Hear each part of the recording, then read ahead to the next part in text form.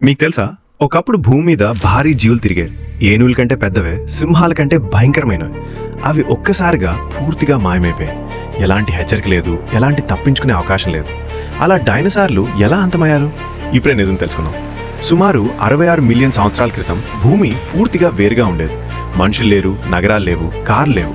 కేవలం భారీ అడవులు, అగ్నిపర్వతాలు మరియు భూమిని పాలిస్తున్న డైనోసార్లు మాత్రమే ఉండేవి. కొన్ని శాంతంగా మొక్కలు తినేవి, పొడవైన మెడ ఉన్న పెద్ద జీవులు. మరికొన్ని భయంకరమైన మాంసాహారులు, టైరానోసారస్ లాంటి క్రూరమైన జంతువులు. డైనోసార్లు 160 మిలియన్ సంవత్సరాల కంటే ఎక్కువ కాలం భూమిని పాలించాయి. అన్నీ సాఫీగా సాగుతున్న సమయంలో ఒక్క క్షణం అన్నింటినీ మార్చేసింది. ఒక భారీ అంతరిక్ష రాయి సుమారు 10 నుండి 15 కిలోమీటర్ల వెడల్పు భూమి వైపు వేగంగా దూసుకొచ్చింది. అతి వేగంతో అది ప్రస్తుతం మెక్సికో ప్రాంతంలో ఢీకొట్టింది. ఆ ఢీకొట్టడం ఎంత శక్తివంతమైందంటే అణుబాంబుల కంటే కోట్ల రెట్లు ఎక్కువ శక్తిని విడుదల చేసింది. అక్కడే ఒక భారీ గుంట ఏర్పడింది. దీన్నే చిక్సులు క్రేటర్ అంటారు. కానీ అసలు విపత్తు అప్పుడే మొదలైంది. కొద్ది నిమిషాల్లోనే భూమి అంతా కంపించింది.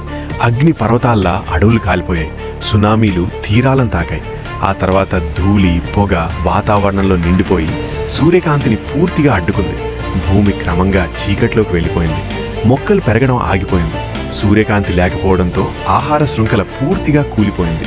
దీన్ని ఇంపాక్ట్ వింటర్ అంటారు.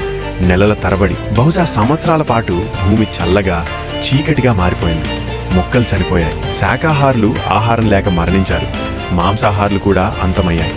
అదే సమయంలో ఇప్పటి భారతదేశంలోని ప్రాంతాల్లో జరిగిన భారీ అగ్నిపర్వత విస్ఫోటనలు వాతావరణంలో భారీ పరిమాణంలో వాయువులు మరియు లావాను విడుదల చేశాయి. దీనివల్ల వాతావరణం మరింత అస్థిరంగా మారింది.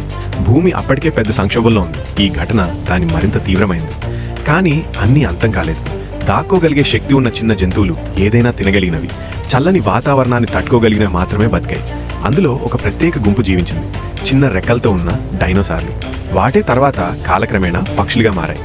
అవును, మనం చూస్తున్న పక్షులే డైనోసార్లకు అత్యంత దగ్గర జీవించే వారసులు. ఇది మనకెలా తెలుసు? శాస్త్రవేత్తలు మెక్సికోలో ఒక భారీ క్రేటర్ను కనుగొన్నారు. ఇరీడియం అనే అరుదైన లోహం గుర్తించారు. అకస్మాత్తుగా జరిగిన అంతరించిపోవడాన్ని చూపించే ఫాసిల్ పొరలను కనుగొన్నారు. అలాగే ప్రపంచవ్యాప్తంగా జరిగిన అగ్ని మరియు ధూళి ఆధారాలు కూడా లభించాయి. ఇవన్నీ ఒకే నిర్ణయానికి తీసుకెళ్లాయి. ఒక భారీ ఆస్టరాయిడ్ భూమి చరిత్రను పూర్తిగా మార్చేసింది. డైనోసార్లు నెమ్మదిగా అంతరించిపోలేదు. వారు ఒక్కసారిగా జరిగిన గొలుసు విపత్తుల వల్ల పూర్తిగా నశించిపోయారు. కానీ వారి వారసత్వం ఇంకా జీవిస్తోంది, మన ఆకాశంలో, పక్షుల రూపంలో. తర్వాత మీరు ఎప్పుడైనా ఒక పక్షిని ఎగురుతూ చూస్తే గుర్తుపెట్టుకోండి, అది భూమి చేతిలో జరిగిన అత్యంత పెద్ద వినాశనం నుంచి బతికిన ఒక చిన్న జీవి.